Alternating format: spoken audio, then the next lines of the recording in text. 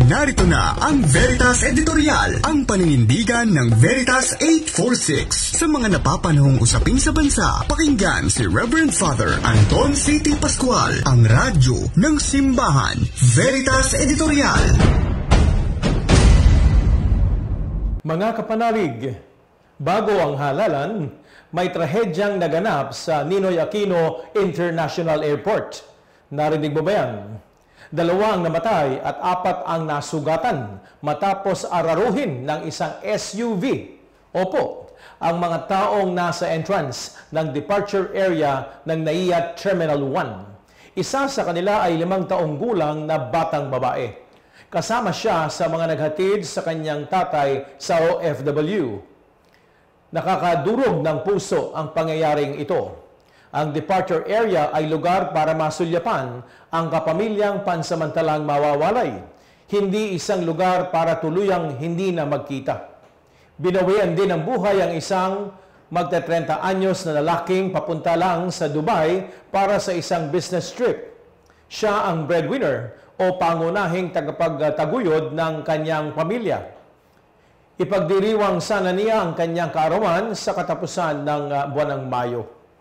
Hindi mawawala kapanalig ng walang saysay ang buhay ng 2 biktima kung naging matibay lamang ang mga safety bollards o mabababang posting bakal na magsisilbing harang sa mga sasakyan. 8 milyong piso ang ginastos ng Department of Transportation o DOTR para ipalagay ang mga posting ito noong 2019. Lumabas sa paunang investigasyon na mababaw po ang pagkakabaon ng mga safety bollards. Nagmistulang pang-display lang ang mga ito, sabi nga ng isang engineer at online personality.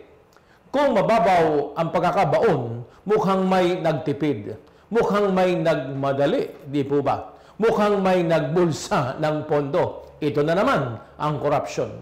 Walang namatay dahil sa reckless driving, sabi ng nagkomento. Namatay sila dahil nabigo ang mga safety bollards na protektahan sila. May mga paliwanag namang hindi talaga kakayaning ibaon ang mga bollards dahil nga nasa ilalim nito ang arrival area. Tatagos daw sa baba ang mga bakal kung lalaliman ang pagbaon sa mga ito. Sa ilalim ng bagong pamunuan ng paliparan ng New NAIA Infrastructure Corporation, i-audit ang mga bollards sa lahat ng terminals at babaguhin ang disenyo ng mga ito. Kung mapatunayang may pagkukulang ang kumpanyang kinuha para sa proyektong ito at kung lilitaw na hindi ito naging tapat sa paggastos nito ng pondo, abay magiging patunay ito na nakamamatay ang korupsyon, di po ba? Hindi na may babalik ng anumang investigasyon ang buhay ng mga biktima ng trahedya sa NAIA. Pero kapanalig, may mga buhay na maaari pang maisalba kung maitatama ang mga mali sa ating paliparan. Hagbang din ito para mapanagot sa batas ang mga tao. Nasa gobyerno man o nasa pribadong kumpanya na nagdulot ng perwisyo at ng pagkawala ng buhay ang kanilang balugtot na gawain. Hakbang ito, kapanalig, para naman makita nating may pag-asa pang mawalang kultura ng korupsyon sa Pilipinas. Sabi nga ni Pope Francis sa Catholic Social Teaching Laudato Si, kung ang ating kultura ay tiwali at hindi na pinahahalagahan ang totoo at ang tama, ang mga batas at panuntunan ay magbimistulang suwestyon lamang o mga harang na dapat iwasan. Sa kaso ng mga palpak na bollards sa NAIA at ang gumawa nito, makikita natin kung gaano isinantabi ang mga panuntunan para sa bastong paglalagay ng mga ito. Nabuksan sana ng nangyaring aksidente sa NAIA ang ating mga mata tungkol sa kahalagahan ng tamang pagtatayo ng ating mga infrastruktura. Sana matibay ang pagkakatayo ng mga poste ng ilaw sa mga lansangan. Sana matatag ang mga footbridge na ginagamit natin para tumawid.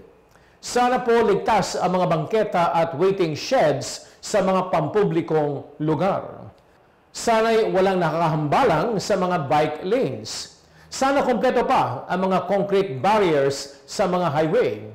Kaya mga kapanalig, Hindi talaga natin malalaman kung kailan at paano babawiin ng Diyos ang buhay na ipinahiram niya sa atin. Pero hindi ito dahilan para hindi na tayo gumawa ng mga paraan para maging ligtas po ang ating buhay at ang ating kapwa.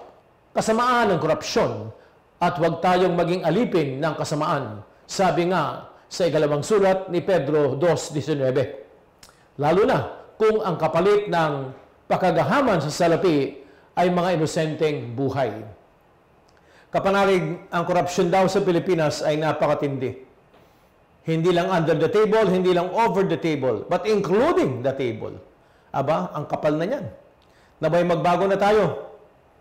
Ngayon na, sumainyo ang katotohanan. Inyong napakinggan ang Veritas Editorial. Ugaliing pakinggan ng Veritas Editorial kasama si Reverend Father Anton C.T. Pascual. Veritas Editorial.